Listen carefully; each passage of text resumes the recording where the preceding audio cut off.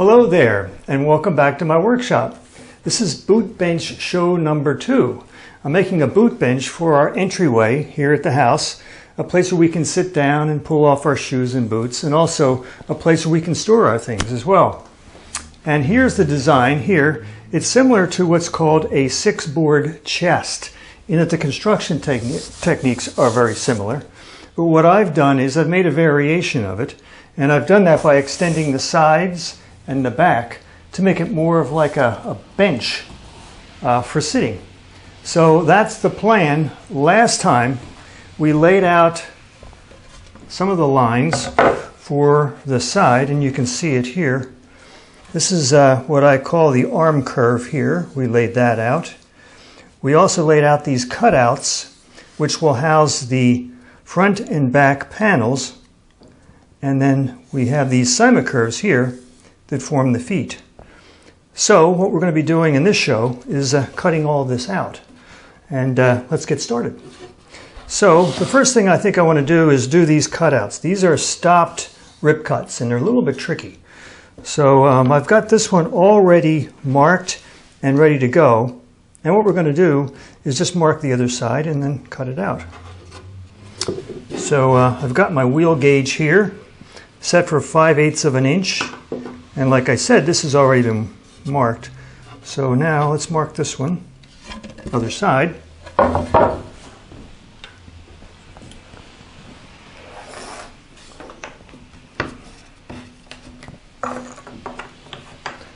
Obviously these edges are square because otherwise my wheel gauge isn't going to be working like it should. So here we go.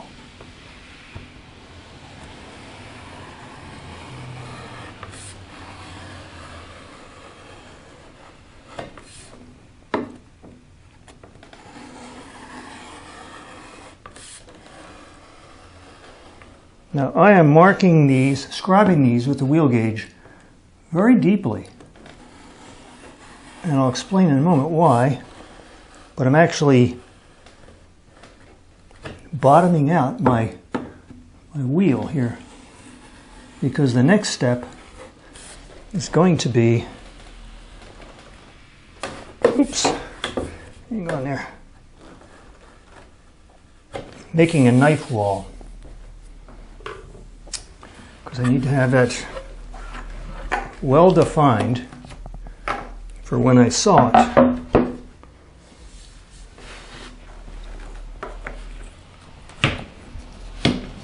Very quickly.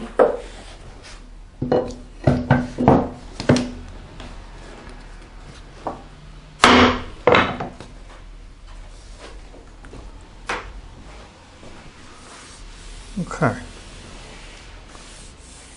Now I'm going to start here.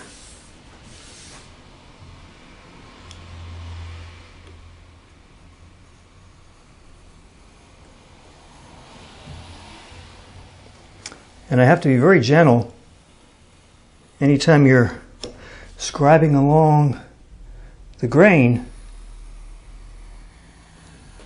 If you press too hard at first,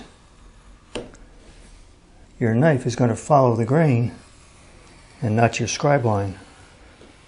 So I'm taking it slow.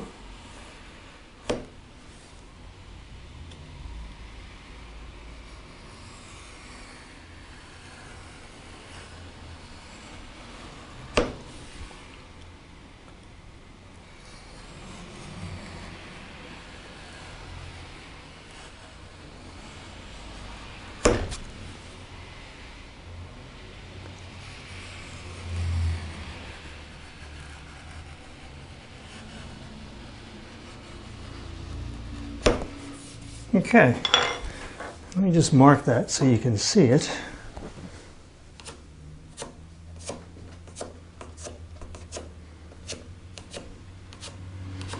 That's the waist.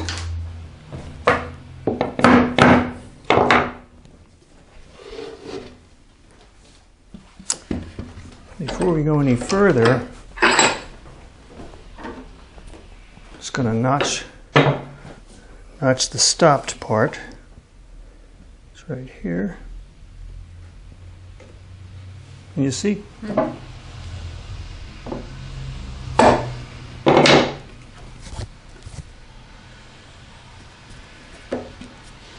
Gently at first.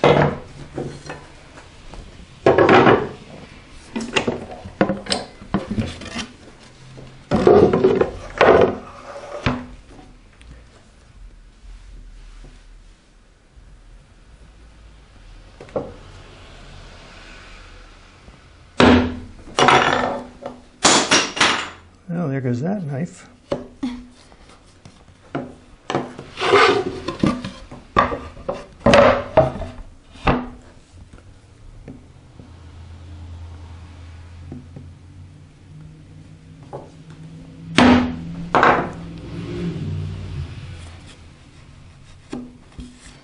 Moving quickly here, but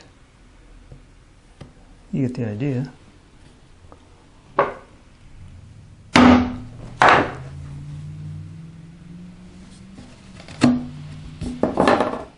Now, ready to make my saw cut here. And what you will often see is people will gang their boards together. You have to make two of these, so they'll take the other end board and just clamp them together and make their saw cuts at the same time. Now, I might do that when I do these curves, but I want to do these boards individual. I just feel better about doing that, so that's how we're going to do it. Let me just mark this so you can see that line a little bit better.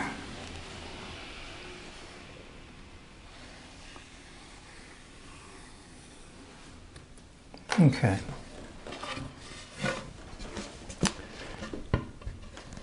Still with me there? Mm-hmm.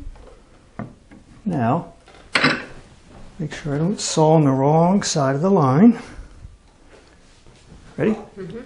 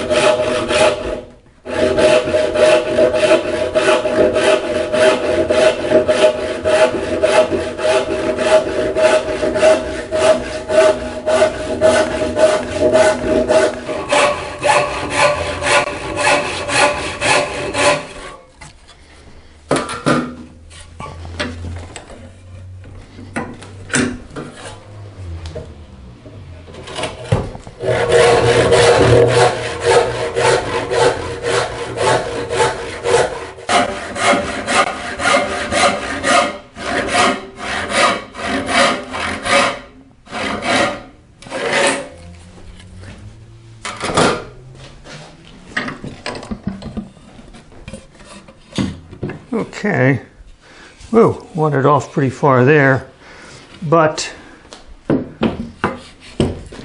that's no problem. I'm just going to cut this off. You know what, I don't like that. I'm going to do a little differently here. Let's see.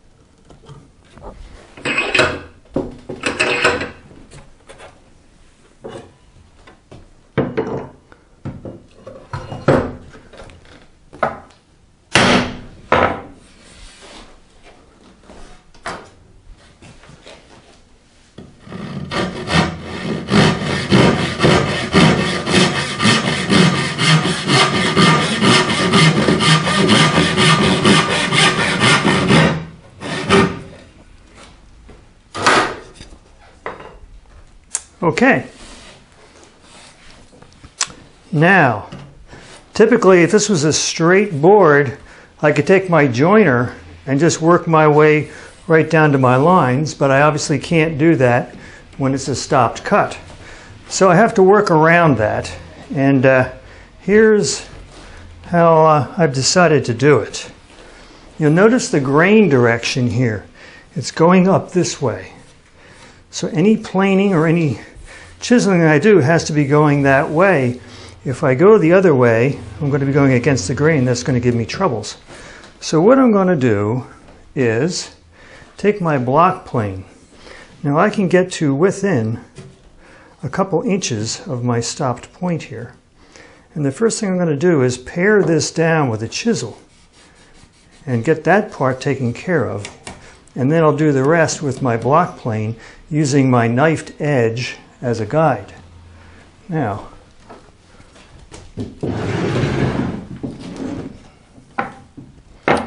let's see here.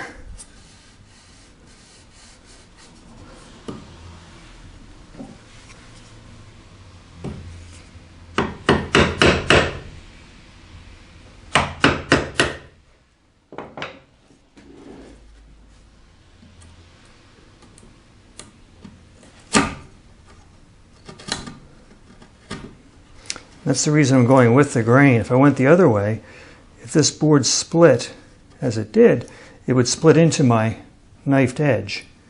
And this way it's going up when it splits, so I'm in good shape there.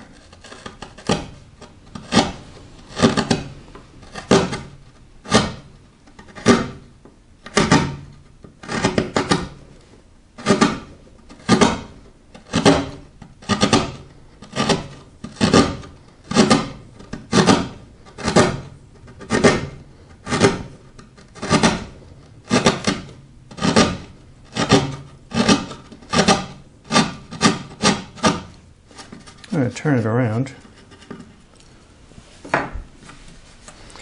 Let's see here.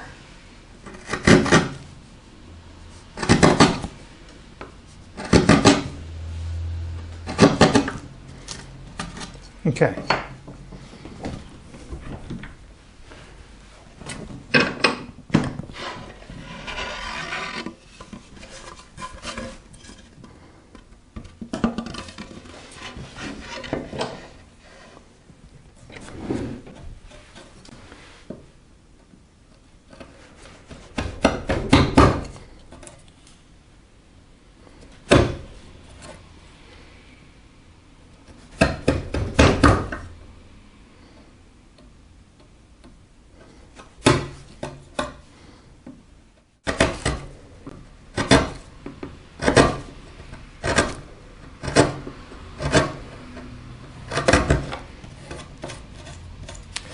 Okay, one more reversal here.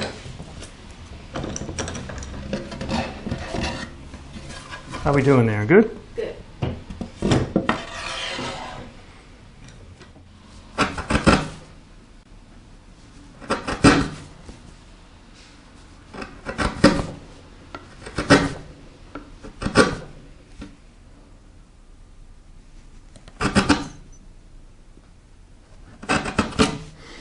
Okay, it's pretty good. Now,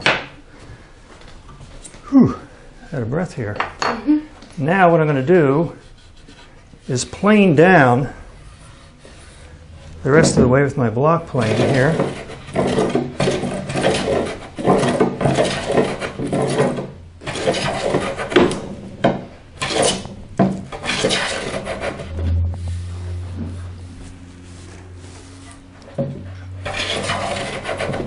And I'll be able to see my knife lines when I get to them.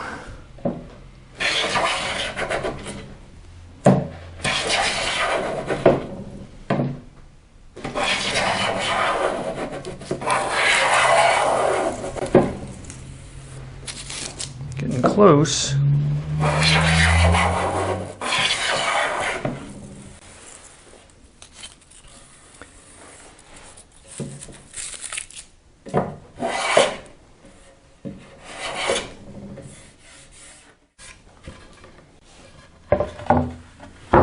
There's our edge, and again I'll be doing some little trimming there, but just to get an idea. See, that makes a pretty good joint right there. Look here. You see that? Now this board will actually, the board that goes in there, the panel will go like that. But that's a nice straight edge. And again, I'll fine tune that. But that's how I do that kind of stopped joint. So I'll be doing the other ones, then we're going to come back and carry on with our other curves. So, see you in a bit.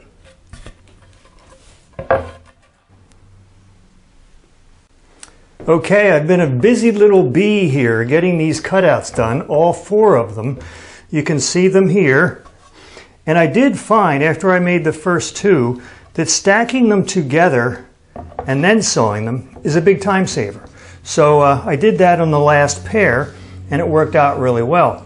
So we're going to do that now with the arm curves, as I call them.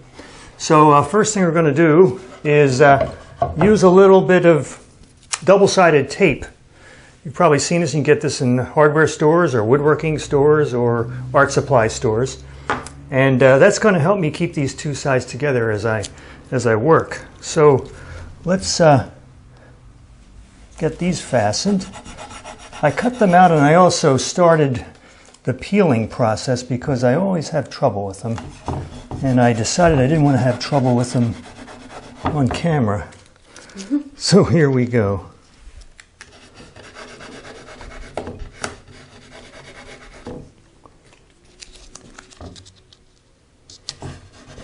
This will just keep my boards together, or I hope they'll keep my boards together. Go.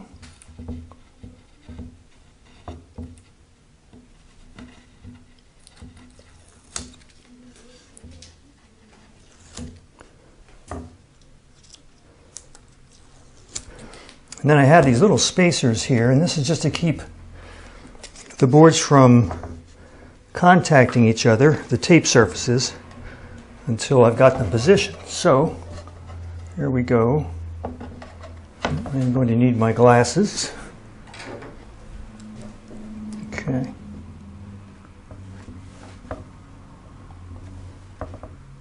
Looks pretty good there.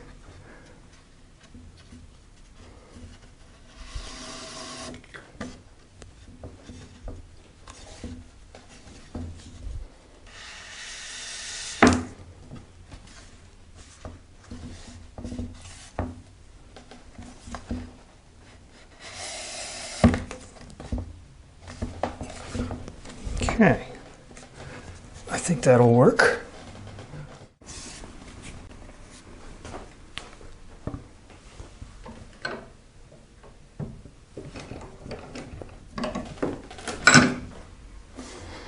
Stay there nice.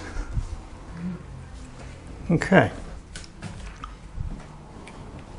here we go.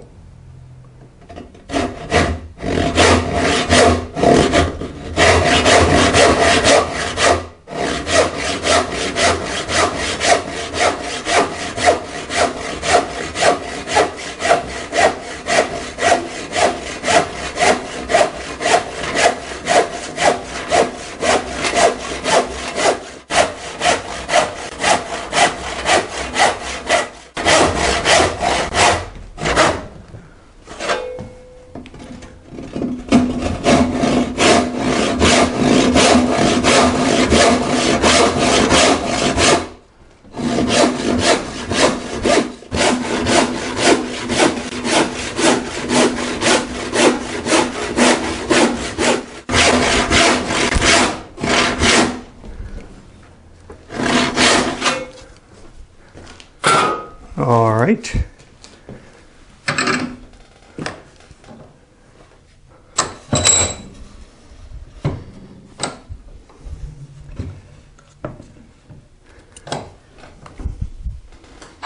Still holding together.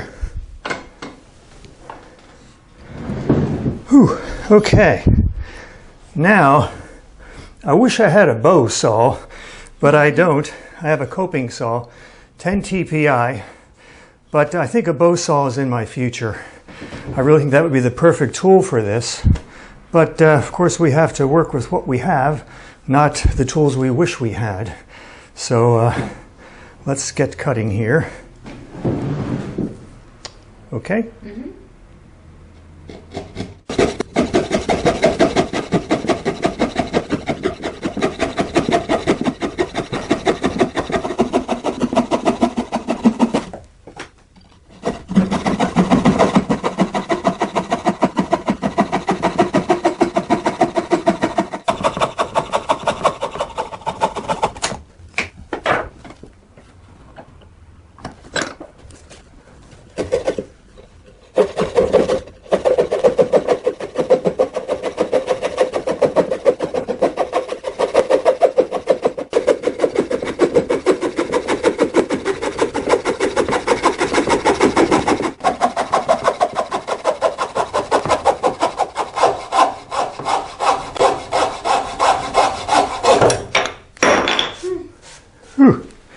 All right, I don't know how that looked over there. Pretty wide. Actually, I was favoring that side, so I'm much closer to my line on this side. But fair amount to remove, but that's how it's going to be. So, I'm going to catch my breath here for just a moment. The next step is going to be actually rasping down to the line here. So let's reposition once again.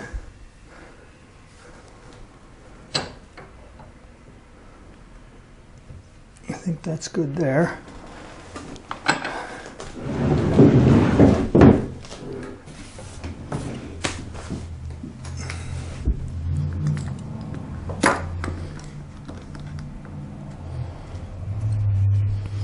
Just to keep it steady.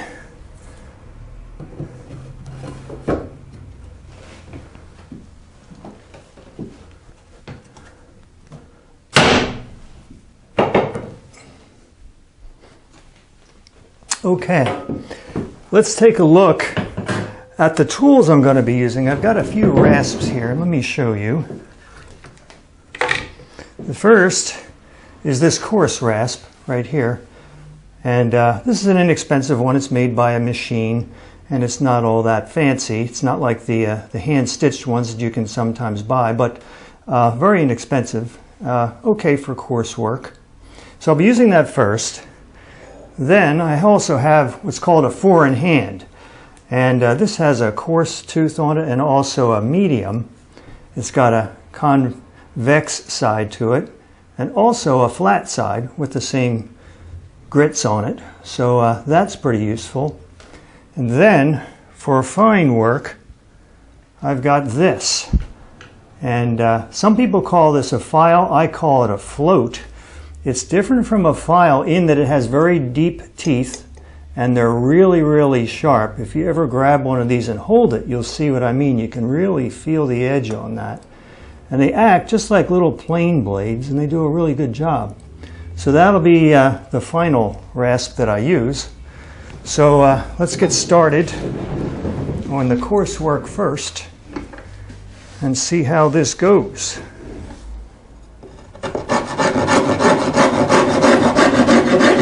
Well, one other thing I want to do here is I'm going to mark this.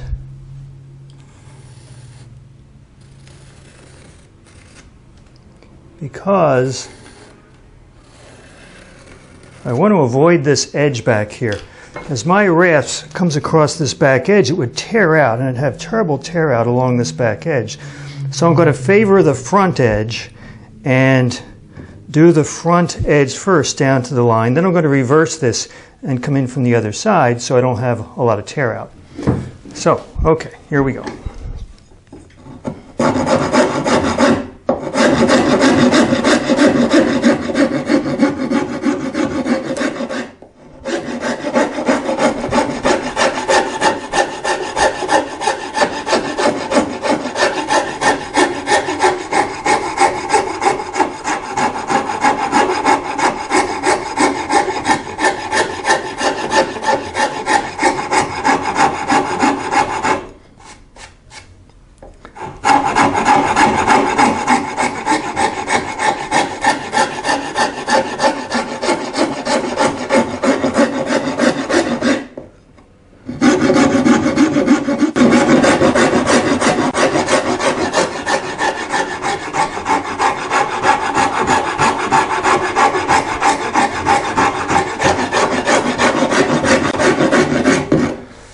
Okay, so you get the idea there. I'm going to switch right now to my medium rasp and show you the difference.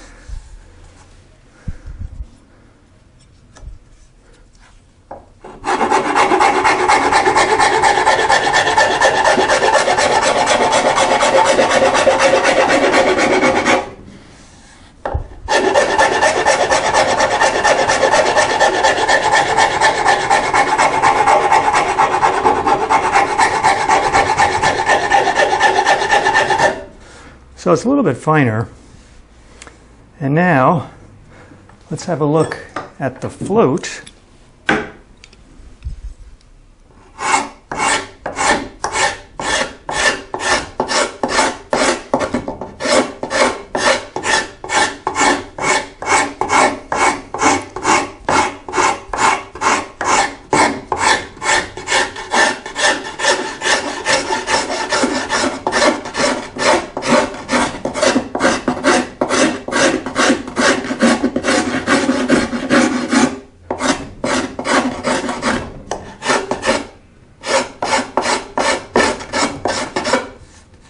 Out there. So that just gives you an idea of what we're doing here. Now it's going to take me a lot longer to bring this all the way down. I'm going to have to turn this around and work my way down to this line.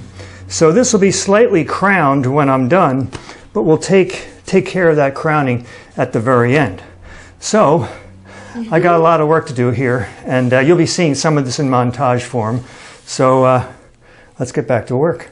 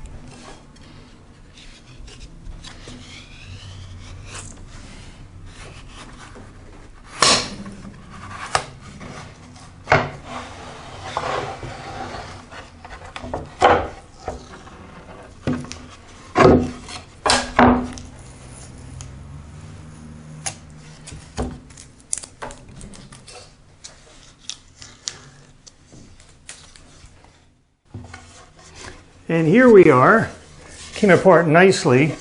And what we're going to do now is finish up these edges and make them square to the face. Remember, they were a little bit crowned when I was filing them. So we're going to do that, and what we're going to use to do that is my spoke shave. I tuned this up a couple years ago, and I really haven't used it all that much. This is a Stanley 51, but I've done everything you're supposed to do here. I filed the bed so it's nice and flat. It's a brand new iron. The cap iron has been honed along the bottom there, so everything fits together nicely. And it actually works quite well on some things, like this straight board here. I'll show you.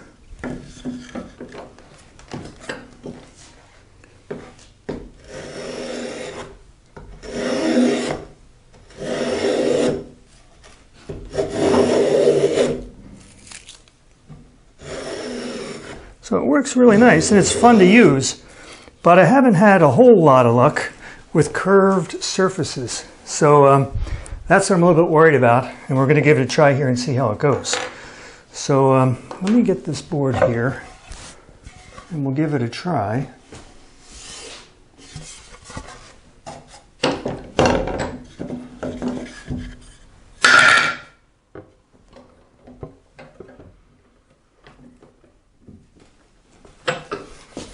Okay, you ready? Mm-hmm.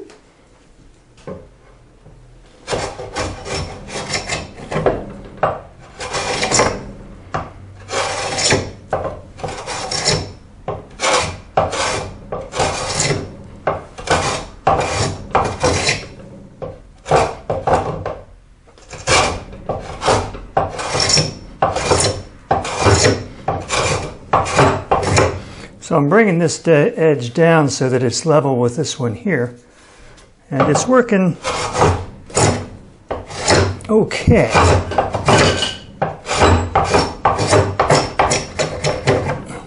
Little chatter, but what you're seeing here is not the limitation of this tool. It's the limitation of the guy using it. So I'll need a little bit of practice, but I wanted to show you the final step in getting these edges just right. So I'm going to continue on with this, and then we're going to move on to the cyma curves. We're going to cut those out real quickly and get that done. And here are the cyma curves that we marked before. And with these curves, there's a side you will see, and the back side you will not see, because that's inside the chest. So I'm going to be sawing to the line on the side that you will see, and I've marked the other side so you can follow along as I go, but I'm not really referring to it. So I'm going to use my coping saw, and here we go.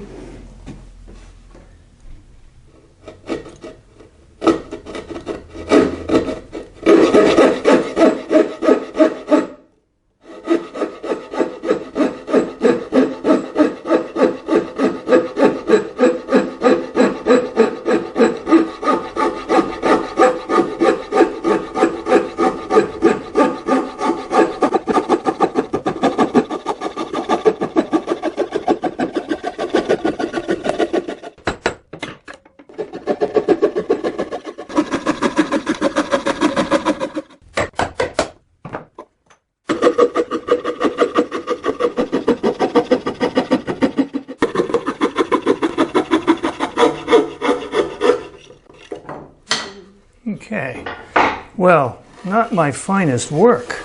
In fact, that was kind of rough looking. How do we look on the other side there? Good. I've got some more work to do, obviously, but maybe I'll get better, who knows. Anyway, there we go.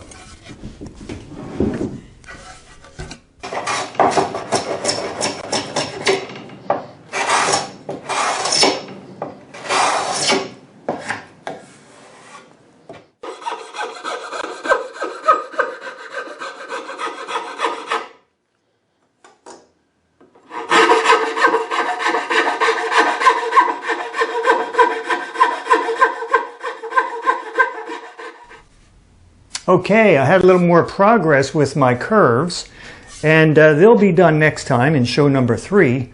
And in show number 3, what I'm going to be doing is making dados that will contain the bottom. I have to make the front and the back panels, and they're going to have rabbited edges on them. And then I have to figure out how I'm going to hinge the seat. And that's a little bit tricky because it's not a standard chest. The hinging of a seat with sides and a back are a little more complicated. So I've got to figure that out. So until then, thanks for stopping by, and see you next time.